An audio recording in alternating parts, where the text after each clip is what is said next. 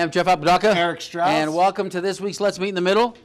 Really? In the middle. In the middle? Is that what we always do? I didn't know that. Is that a new slogan or something? But you know, I actually, on my radio show, I had someone tell me, I had a guest in, Tom Padilla from our last show. Week, yeah. And he said, this show is what New Mexico needs. I agree, and hopefully that's what we do. And you know, speaking of that, you love talking about the presidential election. No, I don't. And you love talking No, but about I try. No, because this week there's a new poll coming out. Everybody's talking about how Warren's kind of taken over, and I'm trying to remind our Democratic friends, Democratic friends, that if you know, the reason we're supporting Biden is because Biden will beat Trump. And there's a new poll out, and it's six states. He's on film and if you look at 6 states. Biden's leading. On thank you. Biden's leading out of the 4 out of the 6 states. He's not going to win Arizona. Well, if you go to the next poll, Sanders is leading in 3 of the 6 states, and then if you look at the next poll, in the 6 states, but look at that. Michigan's Warren loses to Trump. Warren loses to Trump. So I'm trying to explain. Warren doesn't just lose to Trump. If you guys, let me make you this. I'm going to go on record. If Warren is your nominee. Your party's a mess. We lose. By the way, how many times have I said that? Just Pocahontas alone. Well, by the way, we have to agree.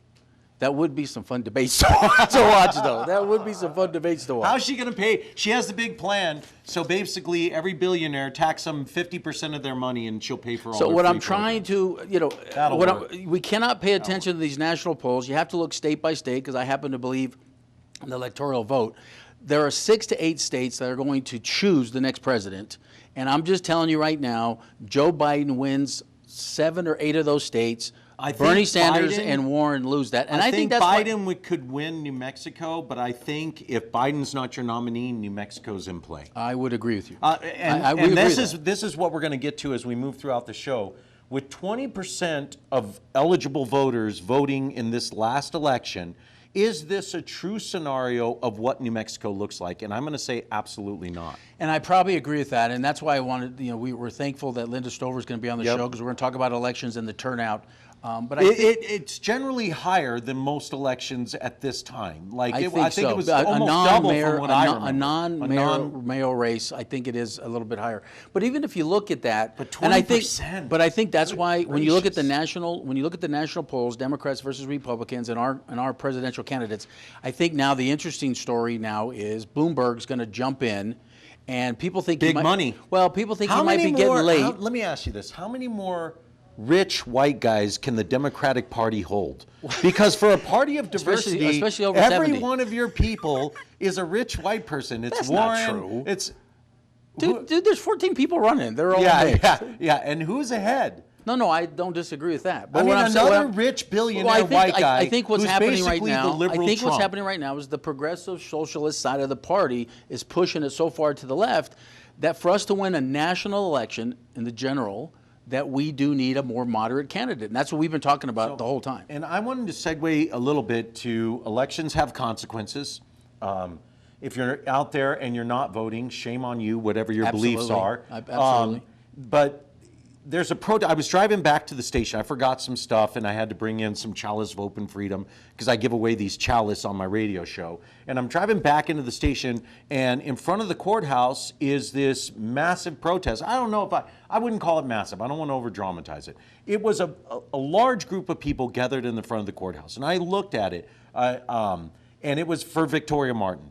And I saw that in the news last night. I'm going to say again and again, whether this guy, guilty, innocent, whatever, clearly there was some bad parenting going on here. And he has no business being on the streets of Albuquerque, New Mexico. That we agree with. I mean, there is no way. And again, I'm going to say elections have consequences. And if you just keep retaining and keep putting liberal policies in place in this town, this is what you're going to get. So well, let's go back to what's going on with that. We talked about this on many shows. That was actually Supreme Court Justice Daniels that basically made an interpretation of the law about the law. So that's a whole different story that we'll get going into. But hey, no, today's show we're going to be talking about the city elections, Albuquerque election detox. We're going to detox you a little bit. I'm glad that democracy dollars didn't pass, but we're going to have Linda Stover narrowly by 2%. After $600,000 of money being pumped in to try to promote that. Anyway, but you know what? We're going to be talking about that. So hey, tune in right after this. But hey, let's get going. Let's meet in the middle. Let's meet in the middle. Let's do this. In a time of a divided America, two people from different points of view sit down to talk about the problems, to talk about ideas, to talk about life, and to find common ground. It is now time for Let's Meet in the Middle with your hosts Eric Strauss and Jeff Apodaca. Welcome back to Let's Meet in the Middle. Joining us now is Bernalillo County Clerk Linda Stover. Thanks so much for coming on today. We Welcome to the show. really appreciate it. Thank you. Because this is, I think, an important format, and I wish more people would jump on board. Because if we can't discuss and we can't find middle ground, I don't know where we're headed as a state. Well, and I think that's what the whole show's about, Linda, Yeah. is us kind of sitting there talking about middle ground and how we can meet. And we really appreciate you coming on board because, you know, we want to talk about the city elections. It was really the first time we combined the elections, and so. So how did the election go last week with the new rules, the one election altogether, and the city council / APS board election? You know, we advertised it as it's bigger than you think for several weeks, and I think the public heard that. We had a really awesome turnout. Yeah. We had 97,226 people vote. Wow. That was 23% of eligible voters voting in a nonpartisan, without a mayor election. Because usually the turnouts are around 10, 12%, right? 3 to 8. 3 to 8. 12 if you No, have a mayor. I've won bets off of that. Yeah. Yeah, that's Very horrible. low. So what do you think the 20%, why, because it was just 23%. more important? 23. 23 more important?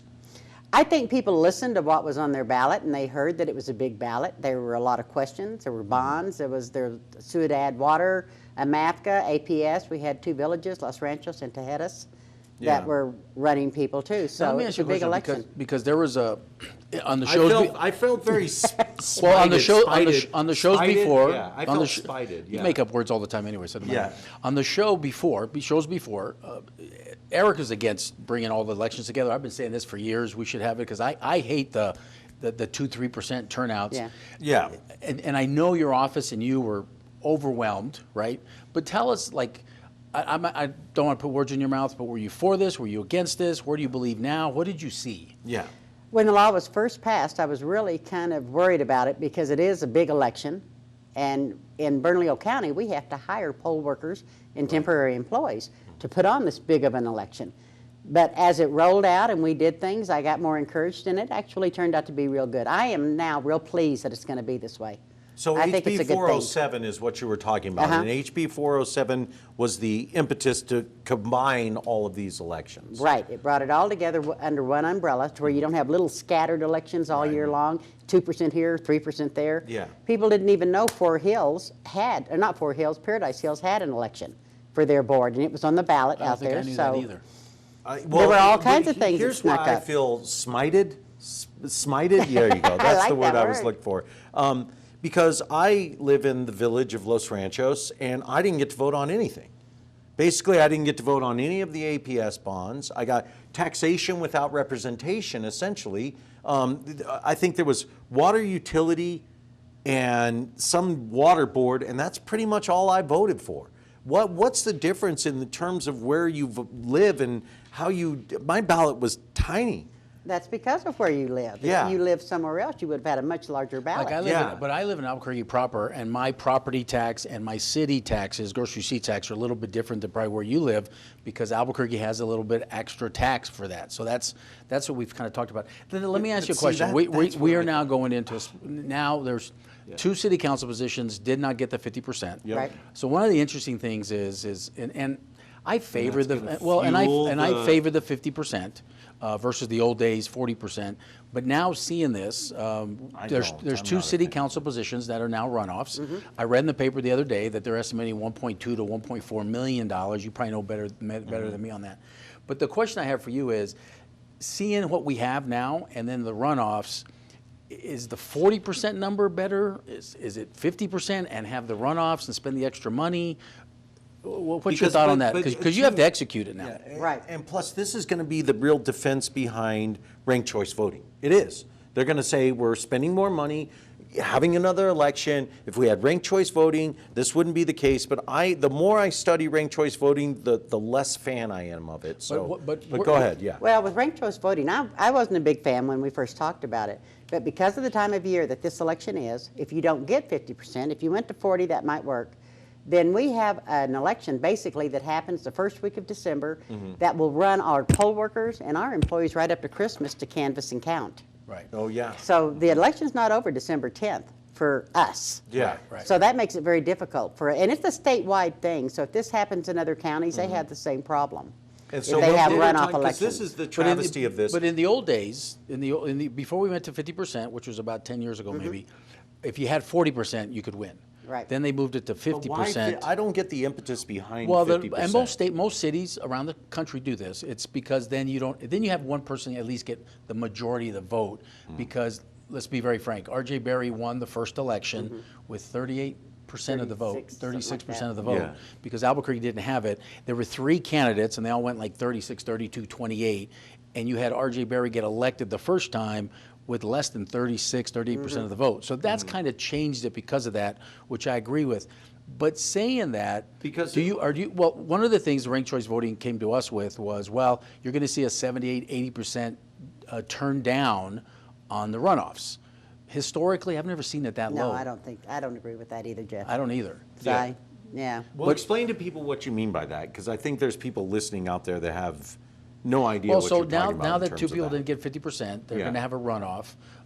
And historically, the ranked choice voting people, which we've had on our show before, Yep. have said historically you get a 77% less turnout on the runoffs, which I've never seen those numbers that low before, and they couldn't really back that up.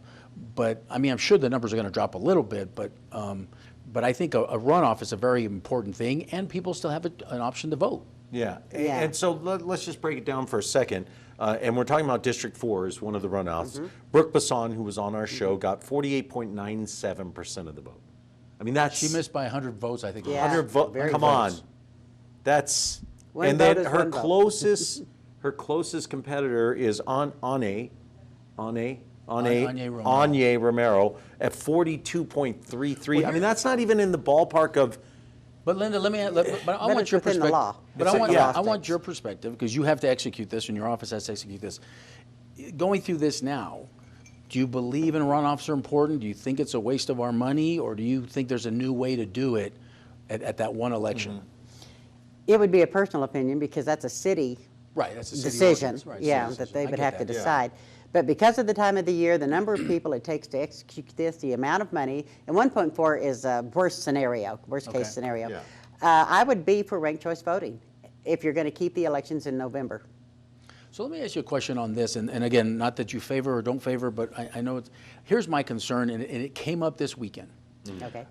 Brooke Basson's a friend of the family's. We supported Brooke, and we're at a function this weekend with Anya's friends there, and they had literally strategized a ranked choice voting that all their second votes would go to the third candidate that got 8%. And we had the ranked choice voting people on. That was my biggest concern, is when they're is organized the and manipulation.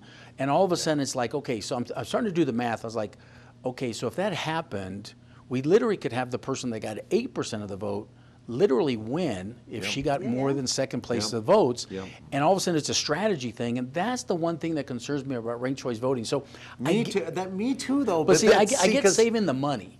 I get saving the money. but- I'm not. I'm but- like, well, spend no, the money then. That's my philosophy too. So Because we waste money on so much stupid stuff. I think the vote is the best thing we spend money on, personally. But you're saying That's me. what you have seen is ranked choice voting might benefit the city. It would just benefit the city and the public as far as the number of people it takes to put on elections. Yes. Right. So I'm thinking the timing is just not at a very good stage. Gotcha. That's why I would say that. But I do get concerned and I know you can't weigh in on this, so I'll leave you out of this. I get very concerned because I look at how democracy dollars almost passed, and that must have been the most idiotic thing I've ever seen on a ballot in my life, I'll say that.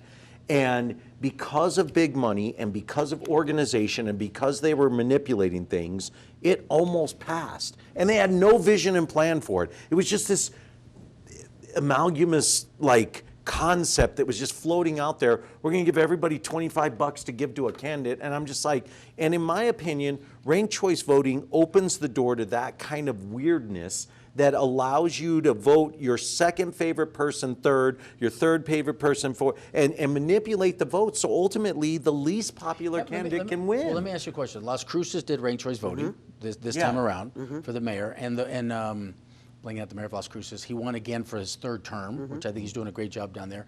There was ranked choice voting in Santa Fe at the last mayor's race. There was a lot of confusion and manipulation going on to reports that we got from Santa Fe. And I don't want to make this whole thing about ranked choice voting, but it is a but concern. as a runoff, the biggest issue is making sure, how's your office going to make sure that people are going to get out and vote on the runoff? Because these two positions are key to the city council and key to the sway of the city council, by the way. And we saw well over $160,000, we estimated, go into my District 4 for a district city race from PAC money. That was just PAC money. That's crazy. What's your office, what are you guys going to do to make sure that there's awareness, that we get the vote out, besides the campaigns going out and really hammering it? Well, we'll be making PSAs on it also. We are going to put polling locations real strategically around the two districts. We're going to have a couple outside of them so that people that work in the city can vote at those places too. And we'll keep it real confined. So hopefully, because I know you rolled out the portable voting, which I've heard great things about. Thank you. Tell us about that, and where's that going to be? Can it be by my house so I can go right there? It won't be out until next June. It'll be the primary and the general primary next and the year. We general, just got it. We were actually able to purchase one, and now we're in the process of fitting Explain what it it is, inside. because again, I don't think a lot of people watching the show know what that is. Mobile voting, it's actually a trailer, but it's a pop-out unit. And inside of it, we have 5 polling locations. We have access for handicap to come up in a wheelchair. And I'm hoping to be working with people with autism for silence and stuff for voting. It's really for people with disabilities, and we take it around by senior living facilities. And I hope to do passports in it this next year and run it around the county. And Oh, wow. I think it'll be a very useful tool for Bernalillo How County. many units do you have? I just have one. Just I'm the going to one? start begging for a second one. No, I think it's a great, to be honest with you, I heard you on one of the radio shows the other day. I thought it was already in play. Not for this election. But I think it's a great idea. Thank you. I think So, but it is primarily focused on handicapped and our seasoned citizens. It's an early polling location. Anybody Okay. can vote on it. Okay, so you where we can't- had it last time, people that walked their dogs got in line with their dogs and voted. It's a polling location, but it's primarily slanted towards handicapped people. And early voting for the runoff is starting the 19th? The 19th? The 19th. So you can already start voting relatively quickly. Right. Okay, so the open primary, this is a topic that he has dug in on. He's I a believe in open huge primaries, fan of open primaries. What is that? What do you see around the country, and do you think that would work for New Mexico? I know there's a movement in Santa Fe to do that, to have open primaries. And as a clerk, I'll do whatever they pass as law. Yeah.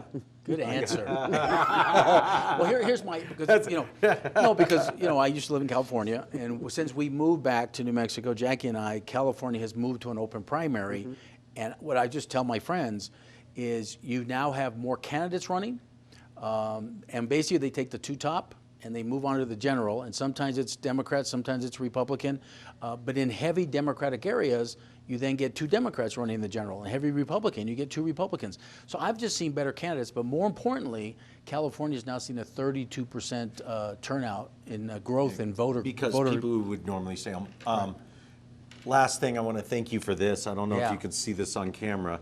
I think this is the key to elections. That's a challenge coin. I challenge you to be the vote. Absolutely. And what's your best idea to get more New Mexicans out and vote? I know we're celebrating 20%, but it's 23%. It's sad that you have to celebrate 20%. 23%. Yeah, 23%. What's your best idea as we wrap up of getting more people out to vote? Educate them. We need to get out and talk to people. We need to be more open about what we're doing. People need to realize what's going on, what the elections are to them, how much their vote actually means. Yes. How small their ballot can be compared to how large Yeah. someplace else could Yeah, be. right. So vote where you live. Well, I'm going to tell you right now, you're doing a great job. Thank you so much. I know you're up for re-election next year. I am. Good luck to you. Thank Good luck you. to you on that. Thank you. But hey, New Mexico, we'll be right back. And thank you so much for our sponsors, Indigo Mortgage. We'll be back right back after this. Find us on Facebook at Let's Meet in the Middle, or you can email us at meetinthemiddlenm@gmail.com. I'm Ben Lucero, president and owner of Indigo Mortgage. We are a locally owned and operated mortgage company right here in New Mexico. This means your loan officers and processors are right here to serve you. Indigo Mortgage offers better rates and terms than that of big banks and out-of-state lenders. Our mortgage divisions include residential, commercial, construction, reverse mortgages, and VA mortgage loans. Let us serve you with an exemplary level of care. Indigo Mortgage, because nobody cares more about your mortgage loan. Welcome back to Let's Meet in the Middle. Joining us now is Paul Gessing, kind of the guru of economics and with the Rio Grande Foundation. I don't think we did a good enough job last time, Paul, talking about what the Rio Grande Foundation is and what you guys are about and why we asked you to come back to detox and debrief and just About the election and everything else, decompress about right, this right. election. Well, we're a free market think tank. We work on public policy issues in New Mexico, state and local, from an economic perspective, limited government, individual responsibility. We're nonpartisan though. So we have nonpartisan, but we're also coming at it from the limited government perspective. Some people automatically associate that with Republicans or conservatives, but we try to look at the issue on its merits. And we look at a lot of issues in Santa Fe as well as here in the city of Albuquerque. Well, and we want you on because you're one of the people that we come to that's nonpartisan, that we can just talk about issues and talk about things like that. And we're, the whole show basically is recapping the city elections last week. Yeah. Let's talk a little bit because now we have two runoffs. Yep, right? right. We have two runoffs, and we just talked to Linda Stover about Isaac it. Benton and Zachary Quintero and Brooke Bassan and Anye. Do you do the Inye on the Anye? No, I just wonder because I thought it don't was see on. the Ine. It's And pronounced Anye Romero. you would assume it is, but there's no Inye over that. Well, maybe it's the way it was typed up. I don't know. How about Ane Romero? Is it on? Well, let's talk about Okay. that. Let's talk about it. No, but I'm serious. Like this is a But question. my point right? is, It's important.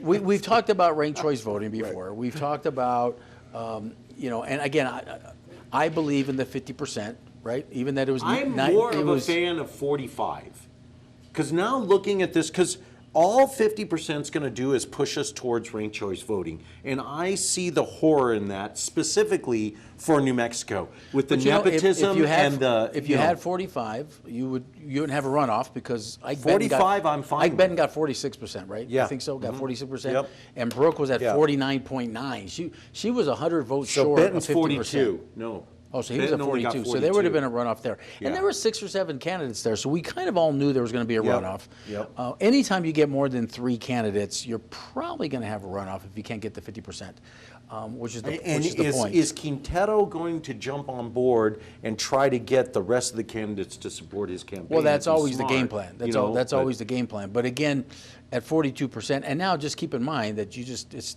whoever gets the most votes Yeah. the next time around. Yeah. But from your organization, let's talk about the runoffs. Is the runoffs a good idea, bad idea, 50%? Are they worth the money?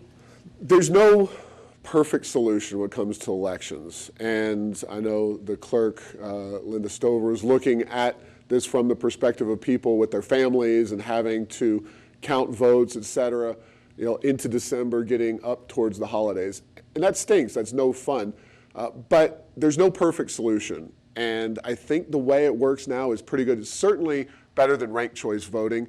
We could argue the 40, 45% threshold, but I don't know that there's going to be enough traction to get that kind of change anyway. So I think the current situation is pretty good in terms of those mechanics of voting. I'm glad we're at November now instead of October. Mm-hmm. I think we saw that in the turnout. I'm glad we're having higher turnout in these elections, and that's good for the city and It's good for everybody. Well, and I think a representative Republican. Exactly. Well, generally. and I think I'm going to go back to this weekend. Jackie and I, we talked about this with Linda. This weekend, Jackie and I were at a function, not a political function, but we were at a function, Yeah. and we're friends with Brooke Bassan, but Athena is our neighbor too, and lives in the community. So it was 2 neighbors basically running against each other with a third party. Everybody there were some Ana Romero people there. Everybody there was basically telling us if they had ranked choice voting, they would have strategized with Athena, who basically is a Democrat, to make sure all of Athena's second picks were going to go to Anye and knock out Brooke. And just so that- people that- know, Athena is Athena and Krista DeLu, and she got 8.71% Yeah, of she the got vote. 8-9% of the vote. Yeah. So what I'm saying is a ranked choice voting, now all of a sudden there's a strategy there where, Yeah. where the ranked choice voting people have come on our show and said, well, it gives an opportunity for the candidates to basically work with the voters to avoid. If I'm not your first choice, I'll be your second choice. But here was a perfect example of Anya Romero's people at this party basically saying, well, if they had ranked choice voting, we'd have strategized and We just would've knocked won out it, the Republican, right? And that's why I don't care for the ranked And me choice too. I voting. think that's where we've kind of If you seen like it. a candidate, vote for them, and sometimes they're not going to be perfect. Certainly, rarely are politicians perfect, but at least you put the person down on the paper that you prefer and leave it at that. And not this, see, I just see the confusion and I see the corruption immediately when I say, I'm going to rank these people. And so my least favorite candidate's going to go to the bottom, correct, in an ideal world. Or theoretically, right? Everything's Or you just don't vote theoretical it. about. Or you just don't vote it and then the but vote then doesn't it, get counted. then it throws out your ballot. Well, that vote level just doesn't get counted. Now, Right. again, we go back, Las Cruces last week used ranked choice voting for the mayor's race and the city council races. I talked to some of my friends down at Cruces. The mayor won re-election again for the third time. I think the mayor would have probably got 51% if there wasn't a ranked choice voting situation there. In Santa Fe, we've had people on from Santa Fe that saw the manipulation. It was a train wreck. It was a train Santa wreck. Fe, because of that small community and the nepotism and the kind of group think that goes on in Santa Fe, you could see after, how many runoffs were there for mayor? Four. They went four deep. runoffs. They went four By the deep. fourth runoff, you're looking at the least popular candidate winning that election. You know what I mean? Yeah, it's- But here, I'm going to ask you from the economic side. It costs money to do runoff elections. In terms of the Rio Grande Foundation and your kind of fiscal conservancy type of mentality, are you better in favor of ranked choice voting because it'll save money, or are you like me where you say, I don't care how much money it takes, let's get the right candidate for the job? And I'm conservative when it comes to money. I look at it maybe from a different perspective, which is that voting and carrying out elections is one of the absolute core functions of government. So that is something that we should spend the money on. Yeah, you can argue that we should go back to the previous system. And I understand R.J. Berry, his name leaves a bad taste in most of our mouths, ours certainly on the ART project. I don't know that that's a function of the number of votes he received or didn't receive or the way that system all worked. It's democracy or a democratic republic. You're going to sometimes get somebody in there who makes a lot of decisions that people don't like, and that's just the reality of the situation. There's no perfect solution because you're voting somebody on the hopes that they're going to vote or move forward like they ran, and that doesn't always happen. Well, you know, and again, it goes back to, and by the way, you know, talking to Linda, talking to others, I don't believe the election is going to cost us $1.2 to $1.4 million. Runoffs historically have cost us about $500,000. So it's probably going to be more in the $700,000-800,000 range. Again, I think just important to do that and the manipulation. But let's go back to, because there was 11 props or bonds on there. We want to talk a little bit about that. Let's go into. All should have failed. Well, and they won. They won besides Overwhelmingly. And again, bonds are a little I'm bit just different, thinking but out of the again, 20% that are voting. Like 23, by the way. 23. But no, I'm but way off. But let me clarify. This time around, One slice besides of the pie is voting. Prop 1 and Prop 2, this time around, and let me, you know, bonds don't raise 9 times out of 10. Bonds don't raise people's taxes. It just gives the city opportunities to go get a loan and pay interest rates against that loan, and it basically allows us to front money instead of taxing us for capital projects. It allows us to go borrow the money against that. So a lot of these I was for, so I'm not against that, and I think that's where people saw it. But Prop 1, this kind of is a little bit 58 to 42%. Well, and Prop 1 was the one that it took the dollar. It took the dollar per voter to $1.75 for public financing. I actually voted against it. I believe in public financing, but until they get rid of PAC money out, we've seen it with candidates where they announce public financing. I mean, Anya was one of them. She announced public financing, and then 2 Democratic PACs came in, spend well over $120 to $160 million attacking her opponent. And so again, just those flyers alone that they were putting out, Olay and the like. Olay and Common Cause, we estimated about $400,000 going to those organizations to go out and support certain candidates and attack others. And that's not public financing. No, but it's under the First Amendment, and that's kind of the difficulty that imperfect world, imperfect election system. Should we just rely on the private donations like most candidates do, like running for president? I think there's a lot to be said for that. Then you have this hybrid system, which we have here in Albuquerque, which does have a public financing component. You can attain that, but you can also go in and ask your friends to help with the PAC money, and that's a very shady situation. I think if you're caught doing that, i.e.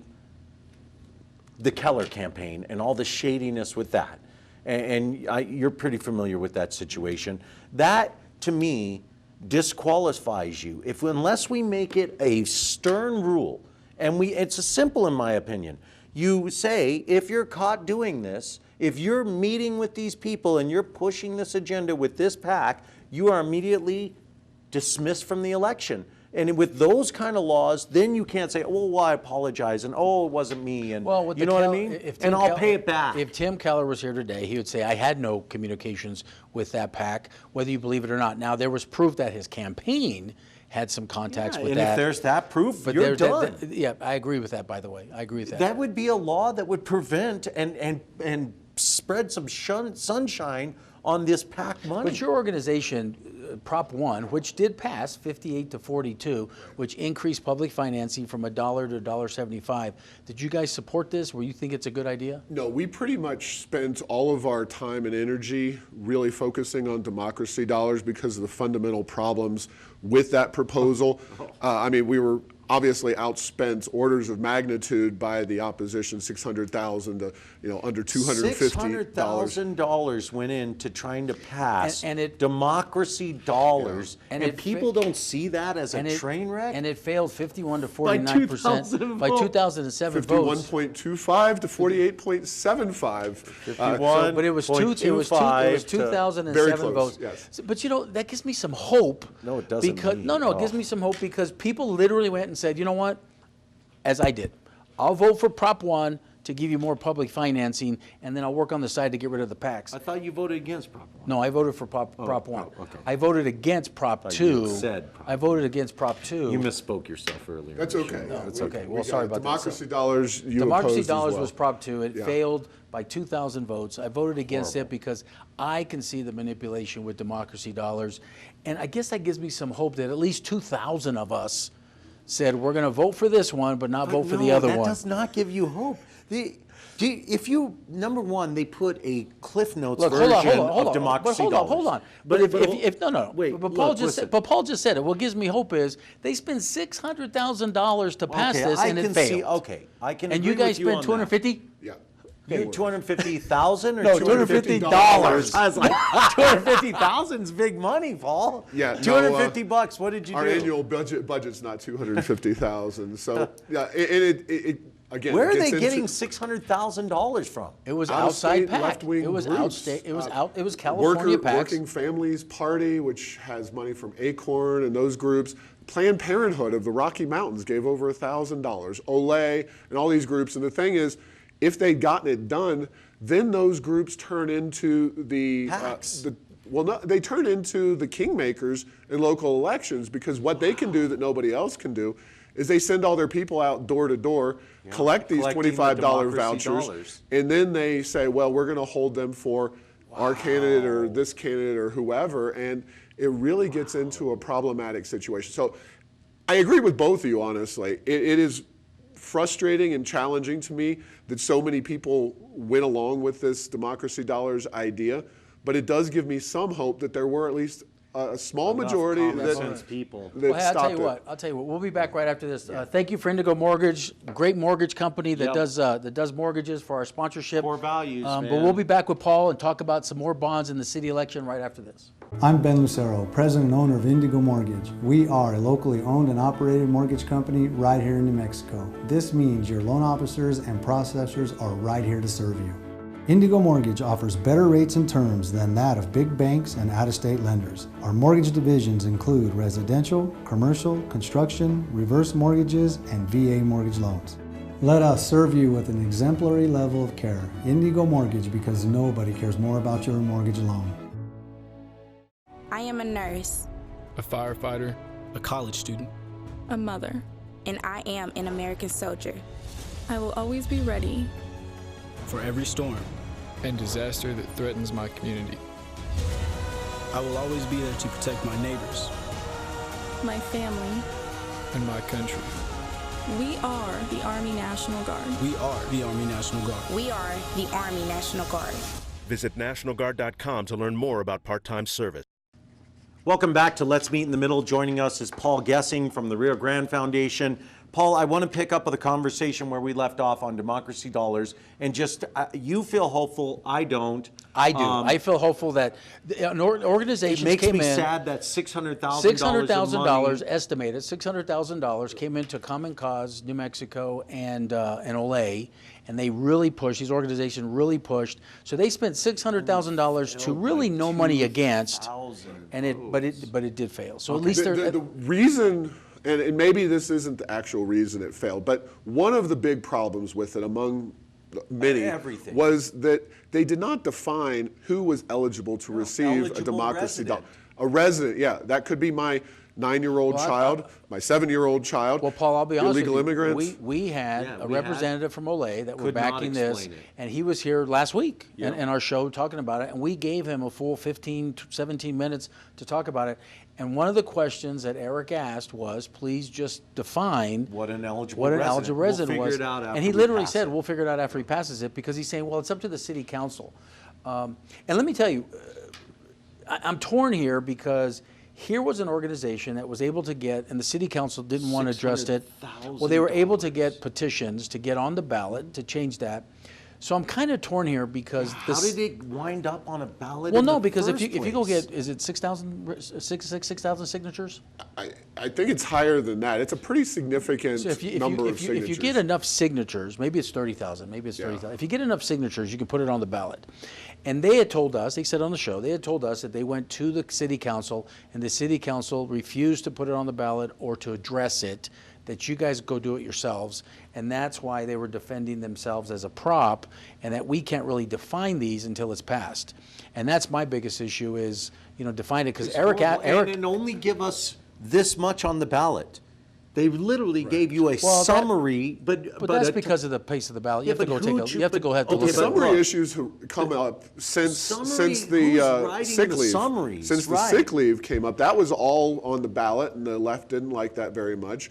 Now we've got these summaries, and I went the very first day of early voting, and I went to the polling place, and I looked for the full text of the ballot measures in the polling areas. And if you went in, like me, you didn't see the full text. You had to ask somebody, and they had a booklet sitting under a stack of papers on a desk somewhere. That nobody had asked for. Nobody else knew. It was just very frustrating. Yeah. Well, and again, I think you have to do your homework going into some of that. I agree. So let's get into into the 20%, Jeff, let's be honest, out of the 20% of voters. 23, by the way. 23% of the voters. 0.001. Out of the 23% of the voters, how many are going to have the wherewithal to do that? Let's be honest. I do believe that 23% of the voters were very well educated this time around, and I think that's why you shot. That's because, keep in mind, Linda said, most turnouts, non-mayoral races, are usually 3 to 6. I was giving it 8 to 10, 8 to 12. No, that's high. That would but be it's high. 3 to 6. I do like the fact that 23%. Right, and I think it's only going to, and talking to Linda, I think it's only going to grow from there. But let's talk about this. There was 11 bonds, and they besides the democracy dollars, everyone overwhelmingly. Everything passed. 68 to 73%, like overwhelmingly. Because only 20% of people are voting. But let's talk about that. Like, there was city transportation tax. But those are bonds that we actually continue to grow. There was an actual renewal of a tax for transportation. There was 2 relating to transportation. Lifetime renewal, by the way. From what we broke down, it was like there is no expiration date on this. Yeah. Quarter-cent renewal on the gross receipts, plus a bond for transportation. Right. And our big thing is that transportation in our community largely does mean roads. In reality, transit has been tried. It has not worked. Bus ridership is way down. The ART has been a debacle, even though it's finally going to get going. 38% of the tax that we put up for renewal is diverted to transit instead of the actual roads. Then you have another bond come up, and that did win. It won, I think, less votes than other bonds, but the city's also able to put their language on. They're able to get the mayor out and talk about it. And the mayor, and we filed an ethics complaint on this against the mayor, he put on the city's website, using taxpayer dollars, vote for the bonds. And I think that is a problem. That's a I would agree huge with. problem. That shouldn't You be happening. can't use your public money to push your own personal opinions. Exactly. So, And that's as continued. bad as the Ukraine call right Well, there. and let's go. I want to dig in a Right? little. I want to dig in a Isn't little bit. that what you Dems get all pissed off about right there? I don't pay attention to you. Okay. I thought we weren't supposed to talk politics this show. No, go ahead. Anyway, no, but let's talk about, because APS, capital improvement tax, and the general obligation bond passed overwhelmingly, 63 to 68%. The APS capital improvement was a very similar, that failed dramatically last year. They did take out a bunch of administrative things, but one of the questions we asked Buildings was just because this it was a school for building. buildings. Why well, would it said it school? say? It said school building, And- and we asked define school building, which they wouldn't. Well, and here's the thing. Why doesn't any of this thing say school buildings for students? Because that's what the taxpayer is voting for, to help students, not to build another beautiful administrative building. And this is my big issue, because so many people, they even had a guy on the news, he said, I voted for it, but I didn't like it. Yeah. Right. He goes, I voted for it, but if you don't like it, don't vote for it. Well, again, it goes back to, these are improvements that need to be done. We Well, know are there's they gonna schools. make it well, to that's the I think that's the classrooms? biggest issue, because we talked about it on our shows past, is that 48 cents on every dollar only gets to the classroom. Historically, APS, no matter what administration's been there, has historically taken money out of the buildings, out of the classroom for administrative issues. And we talked many times on this show that school districts that do extremely well with graduation and extremely well with educating our Are well children, over 48 cents 68 to to the- 73 cents going to that classroom. Where were you guys on this, or what were some of the issues on that? We're not happy with APS. We've said long and hard many times that APS needs to come to the table with some real reforms in the way they do things. First and foremost, we know the student population is declining. What does that mean? Well, it means that some buildings are being underutilized, school buildings. So we need to redeploy those assets, close a couple of underperforming small schools that don't have a lot of students going to them, and bring more money to bear to repair and maintain other buildings that do have a lot of students, some overcrowding in some areas. We have laws in place, whether it's LEED certification, it's supposed to be environmentally friendly, adds costs to school buildings. We have a Davis-Bacon law in the state of New Mexico on prevailing wage, jacks up the cost of buildings. We could use modular design and same architect plans for different school buildings. These are all ideas that we debated back in January and February when they had the tax increase. We had a more robust opportunity, partially because we weren't so busy fighting democracy dollars. We don't have the money or wherewithal to fight all of these issues all at once, but it's just a part of democracy that's kind of frustrating, where they have all the infrastructure, all the people to go out and argue and make their points, and citizen groups and activists are left fighting with scant resources compared to what they have. Right. And so the real issue is, again, the voter votes for these tax increases without any idea of how their money's going to be spent. Well, keep in mind, a lot of these aren't tax increases; they're bonds, and they don't really. The bond is an interest; it's a loan. The capital improvement tax is Well, that was pretty clear. There was one that was new.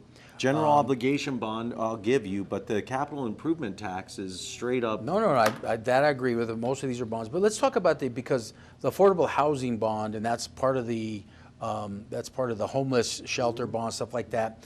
That passed. I voted for this. 72%. We have a homeless issue. The way it's been structured out is they're going to build out an infrastructure. They haven't decided where they're going to build it out, but I believe this is extremely important because economic growth, everything across the board, for us to build out an area where and again, it's not going to be just a living area. It's going to be a job training opportunity. It's going to be all these programs. Again, where did you guys look at this? But why wouldn't you just use the existing building? I got so many emails about this on my radio show. We are going to tear down the prison downtown, the community metro detention center. Wouldn't that be a beautiful, perfect homeless detention center? You know, homeless center, you've got floors, you got everything in place, you probably have kitchens there, everything. Why not just take an existing building and utilize that. The government owns too much Well, stuff it already. probably costs a lot more money to renovate that building. We weren't big fans of this one for the simple reason that I don't think there's a problem with space available at shelters that currently exist. I think you have a problem with getting the people on the streets now to give up the drugs and alcohol and the various things. Also, you'll recall the glorious week of Balloon Fiesta. And it was glorious because the balloons were in the air. It was also glorious because the city actually cracked down and started moving the homeless out. Now, for a week. I'm not saying these were all perfectly acceptable and humane tactics, but whatever they did, they should come clean and explain what they did and why it worked and why they don't do that the other 51 weeks of the year. So I wasn't a big fan of spending all this money. There's obviously more to come if we're going to actually build this thing. And then the neighborhood that's going to be in, you're going to have years, I would expect, of lawsuits if they have any political wherewithal to try to stop it. Because I can assure you, I don't want this kind of facility in my neighborhood at my house. No, I think there's areas that they're already looking at on the outskirts of town that aren't being used right now. Again, how are you but gonna again, get I think how are you going to get the homeless out there? But then? I think this that is the issue premise with is the if you look at the plan, it's not just housing and go house them there. There's also job training stuff. There's rehab programs there. There are things there to help educate and train the homeless people. But we have all that. It's in place, and these shelters are underutilized. And I'm telling you, this is what drives me nuts all day long when people throw out a $20 bill to a homeless person standing under a 411 sign, and it's like there's help out there, but these people don't want to go seek the help because we have a drug problem, we have a homeless problem, and they're both interconnected. But those programs are not all tied together where there's shelters for homeless people. They're just not, Eric. Okay, it's just not. Tell me a shelter. What I'm saying is what we're doing right now isn't working. It's creating crime. It's creating economic downturn. Is the best solution to build a Walmart of homelessness? You know, is what they're doing. Well, you call it a Walmart of homelessness. No, but I'm saying it's a one-stop shop is what I mean. We've talked many times about treatment, rehab, programs like that are piecemealed in our state. There's no doubt about it. But it's not But do you it's think not working. bringing it all under one roof? I do. I think it's a good idea. I disagree with you, Jeff, but I'm hopeful, given where we are now, that it will succeed. We'll see what the money supply is like from Santa Fe. That's going to be another component of this. Well, that's a third of the component, right? And Capital so outlay. let's get to the fact that bonds pass 60 to 72%. Why do you think the museum, the 60% of vets, explain that? Well, they put the title on, and it's Mom and Apple Pie for all intents and purposes. And then what it's actually being used for is there may be 5 good things and 2 bad things in there. And people, again, don't read down and figure out all the little ins and outs of this. The one we had the most concern about, specifically aside from the homeless facility, was the redevelopment bond with $5 million for the rail yards. This is an incredibly expensive facility in a neighborhood that's it's challenged by itself. I'm not saying we shouldn't invest in challenged communities and areas, but this is a very outdated building with all kinds of Superfund issues, with chemicals in the ground. The amount of money it's going to take, they said $50 to $60 million to site prep the thing. And then what do you do with this big old empty... But they're going to private sectors, and private sector investors are saying, until you guys clean that ground up, until you put the infrastructure there, we're not coming in. There's at least $100 million. There's $100 million of private capital outside our state looking at that kind of development that have developed around the country. To be continued. Well, to be continued. Yeah. But Paul, anyway, we want to thank you so much for coming in today. Websites for the foundation. Rio Grande How can people Foundation. Get involved? .org, RioGrandeFoundation.org, or heirsofenchantment.com. They can support us, donations, tax deductible. It's the end of the year. That's one simple way, but they can give us a call or send us an email through the Rio Grande Foundation And I think website. it's important to get all these organizations, so help these guys out so Thanks much. for coming in, Thanks Dave. for We coming really in. appreciate We'll it. be back right after this, and don't forget, you can always follow us on Facebook Live. Let's Meet in the Middle. Let's Meet in the Middle on Facebook Live. We'll be right back. I'm Ben Lucero, president and owner of Indigo Mortgage. We are a locally owned and operated mortgage company right here in New Mexico. This means your loan officers and processors are right here to serve you. Indigo Mortgage offers better rates and terms than that of big banks and out-of-state lenders. Our mortgage divisions include residential, commercial, construction, reverse mortgages, and VA mortgage loans. Let us serve you with an exemplary level of care. Indigo Mortgage, because nobody cares more about your mortgage loan. If you want to improve your reading skills, don't feel like you're alone. Thousands of us in northern New Mexico can't read or write. I used to be just like you. And today, I not only read and write, I write movies like Blood In, Blood Out. Call the New Mexico Coalition for Literacy today, please, at 1-800-233-7587. Get that tutor, learn how to read and write, and open up a whole new life for yourself. Paid for by the New Mexico Coalition for Literacy and aired in cooperation with this station. Welcome back to Let's Meet in the Middle. It's been an incredible show, as always. Very informative. If you like the show, reach out to us on Facebook. If you know people that would love to sponsor the show, let us know. Facebook, Meet in the Middle. Let's Meet in the Middle on Let's Facebook. Meet in the Middle. You can follow us on Instagram and Twitter and please also. reach out and support us. We need your support because I think this show is one of the more important things going on the airwaves of New Mexico. One of the things that we're doing this week on Facebook is that we're actually talking about divided households to come on and talk about it on your show. So if you're a divided household, come on and talk about it and you on can the email show. us. I'm Eric at newsradiokkob.com. You can email Jeff. Do you want to give your email? You can go to let's meet in the middle at gmail.com. Yeah, at gmail.com and email us. We'd love to have you on, by the way. But let's talk about today. So, I know you think that this, to me, this wasn't a blue wave. This was a very progressive wave, maybe. A lot of the bonds are not tax increases. I still see hope in voters in Albuquerque and voters in New Mexico. You had two outside organizations pumping in $600,000 to organizations to support democracy dollars to manipulate our elections. And I don't care how close it was, it failed. But they've become, I want to make this point, they've become what they rail against. Big money, Bernie Sanders complaining about big money, swaying elections and corporations. They are that, but a different form of it. And that's the scariest thing to me when you look at how does an Olay have $400,000 and the well, like. They got donations from California. And where's that money come from at the end of the day? It's PACs, organization PACs coming in. But and again, that to me is scary. Olay pumped in we estimated $120,000. For District 4 you're talking about. District 4 against one candidate. And she still got 48.9. She got 49%, now is in a runoff. I'm assuming they're going to pump that money back in now to get that 8% to go with. Well, what scares me about that election in particular, and I've been very clear about my support for Brooke. I think she would be a wonderful candidate. She seems like a very level-headed person, and her heart's in the right place, which the heart follows the mind, in my opinion. And so, in my opinion, what scares me is the Krista DeLue voters and whether she can organize her 8.71%. Because if she can move that towards Ane, that puts Ane right at 51%. Which they've already, to my understanding, they've already partnered. I mean, they've already partnered together. Brooke and Ane reached out to her. She has, Athena has partnered with Ane Romero, to my understanding, already. And so I think it's going to be a very tight battle. I think both parties are going to have to get out their vote on the re-election. And I just want everybody to know that,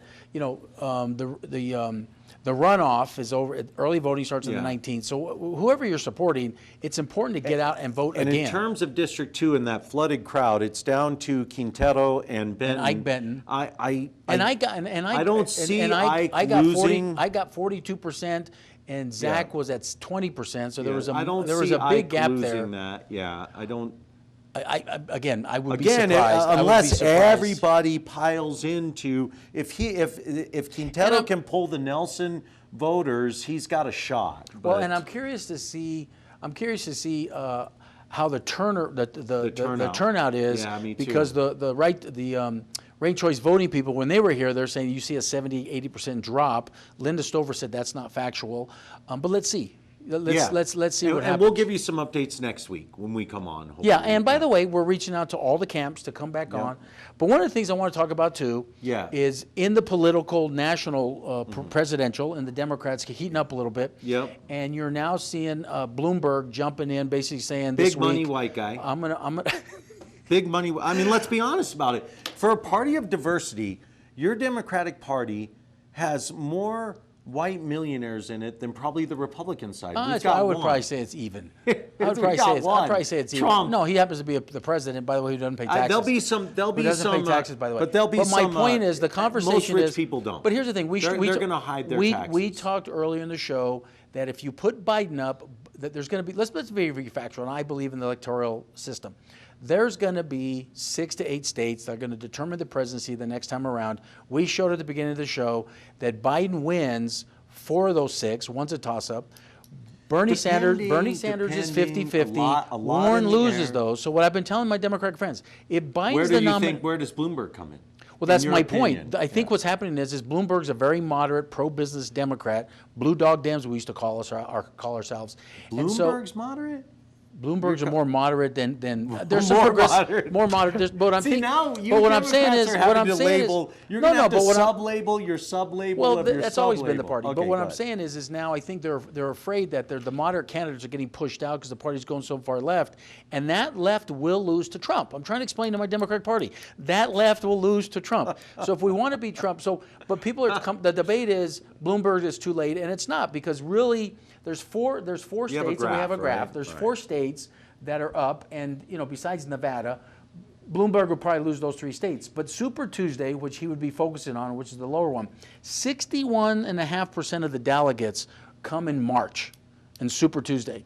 Yeah. So if he came in and spent a lot of money in those states and organized, and so right now he's doing that direction. So it sounds like you're endorsing Bloomberg. Not at all. Okay. What I'm saying is the progressive movement, socialist movement that they're calling themselves, keeps moving our party to the left. It will lose to Trump, and I think that's why Bloomberg and some of the moderates are now. You mean American voters will actually vote against communism? Is that what you're socialism? Saying? It's communism.